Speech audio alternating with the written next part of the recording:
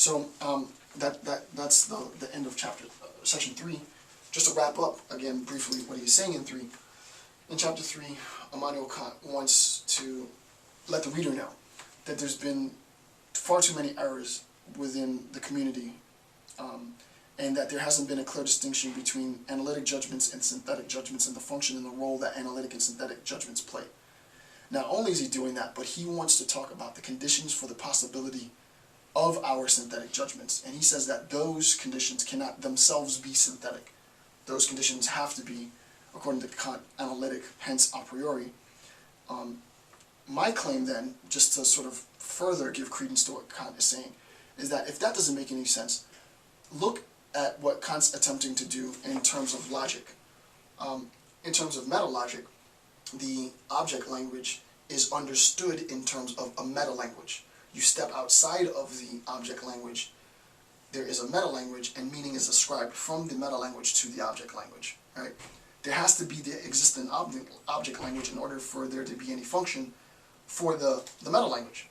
Also, you can't have a meta-language, it serves no purpose without an object language, thus a dialectic. We recognize that this dialectic between the a priori and the synthetic, between the meta-language and the object language, between the perceiver and the object is a perpetual flux. Right? Is not a perpetual flux, but a perpetual exchange of information between the meaningless world and the meaning-creating mind. And that's what we're attempting to do. Alright, so section 4.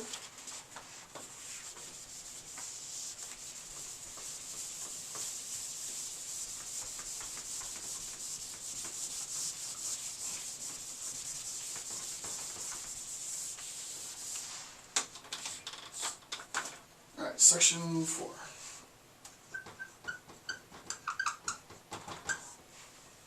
Alright, in section 4, the title is The General Question of the Prolegomena, Is Metaphysics at All Possible? That's what he's attempting to do in this, right?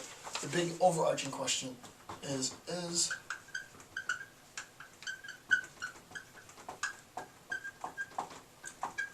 right, the million-dollar question for Kant is metaphysics possible? I'm not going to answer the question now, obviously, but what we're going to do is, as we progress through the Prolegomena, see how the possibility of this discipline, metaphysics, see what it must entail, right? What are the conditions for the possibility of metaphysics?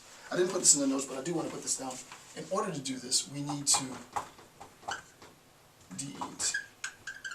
determine the conditions for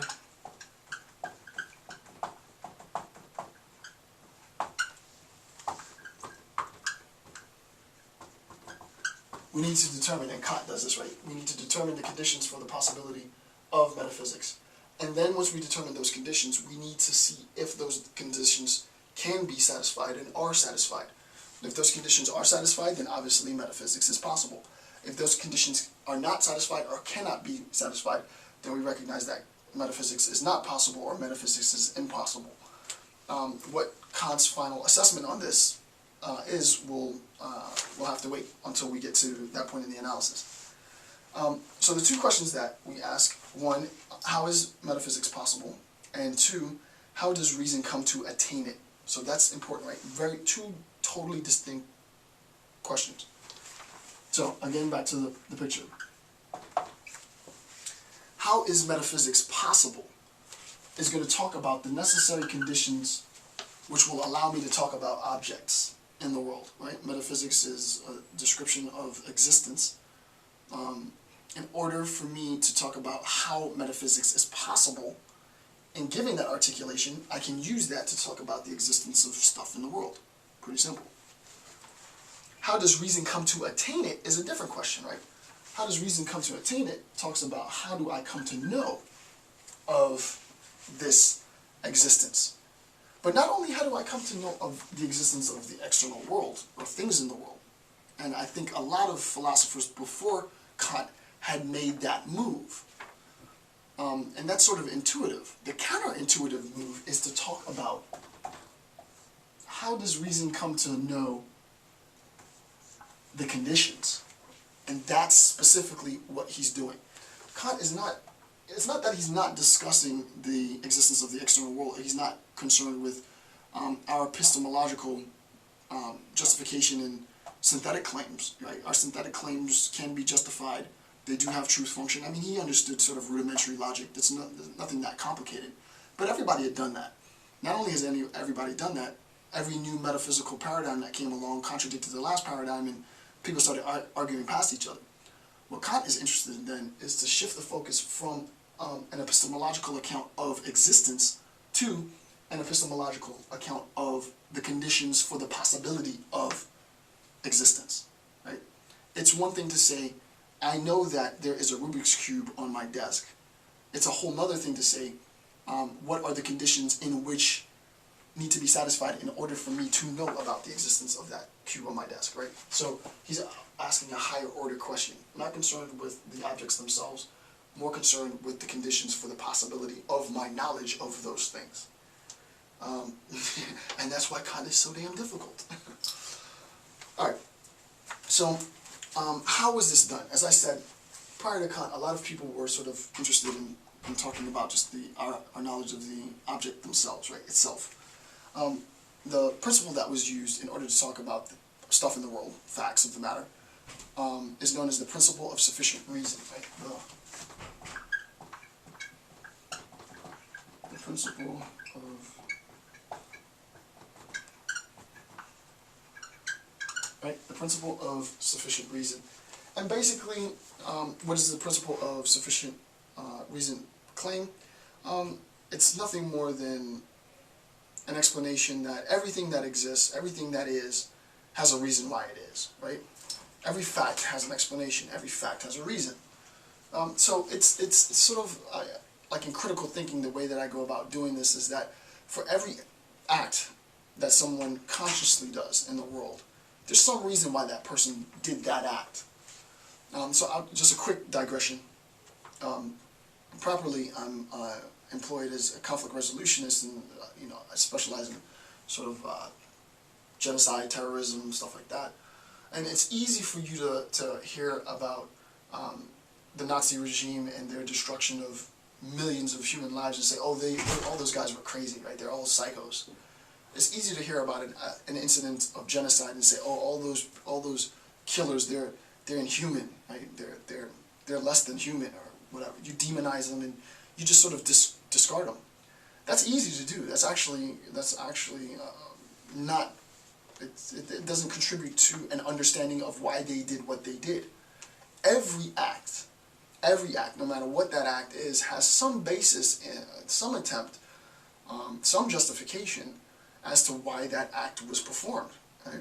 Similarly, the facts of the world, the fact that something, in the essential philosophical question is, why is there something rather than nothing at all, right?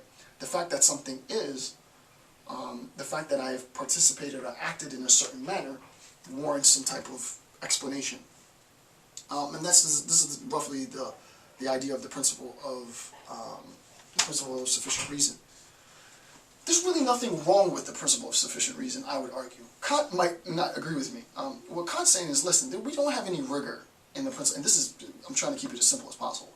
Kant's saying, listen, the principle of sufficient reason isn't really a rigorous enough principle, right? You cannot justify all of your metaphysical claims of the existence of the external world based on something as sketchy as the principle of sufficient reason, right? And there's obvious problems in this, right? Why? Well, there's a reason why I did this, but that reason conflicts with the reason why some other person did this, and there's a reason why I interpret this object as red, and there's a reason why you interpret it as not red. Sure, there are reasons out there. Sure, we can give justifications as to why something might be or might not be the case, right? We can make inferences and so on and so forth.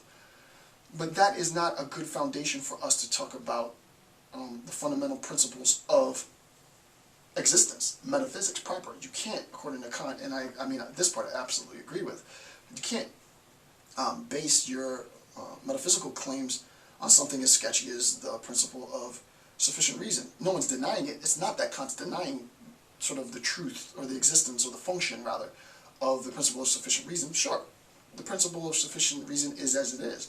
Just don't use it to justify your metaphysics, right? It's too sketchy to justify your metaphysics. You need something more rigorous, something less malleable. because of this, Kant says skepticism has escalated, right? People become more skeptical. And just two quick points. I want to cite this because it's one of my favorite. It's one of my favorite lines in the Prolegomena. Metaphysics. He gets so sort of frustrated with the whole community of metaphysics and the whole discourse on metaphysics. He says metaphysics floated on the surface like foam, right? It just floated on the surface like foam. There's no depth like mathematics, pure physics, right? Metaphysicians, they, ideas just come and go, and somebody will scoop up some of the foam, and as soon as they scoop it up, somebody has a new metaphysical claim, and it's just all too fluffy and soft and not grounded in rigorous thought for Kant. So he wants to make it, if possible, more rigorous. To be technical, he wants to see what the conditions for the possibility of that rigor might be, and see, to determine whether or not those conditions can be met. That's specifically what he's going to do. Two quick side notes. Dogmatism, according to Kant, teaches nothing, and skepticism promises nothing. Now, that's Kant's claim, right? What he is attempting to do, specifically, is to determine whether or not this discourse is going to have any meaning, and to talk about whether or not it is at least conceptually possible that these conditions can be met. If these conditions can be met, then there's hope for metaphysics. If these conditions can't be met, and we don't know what these conditions are yet, but if these conditions can't be met, then it's a wrap. Metaphysics are done. Shut down the libraries for all practical purposes. Alright, so here is the intent, right? These prolegomena, according to Kant, are intended to articulate the conditions for the possibility of science/metaphysics. It is important to recognize in this relationship for the principle of sufficient reason in Kant's account, a deeper account, and I'm going to make sure that this is clear. If we have, and I actually want to draw it in steps, well, first we'll put the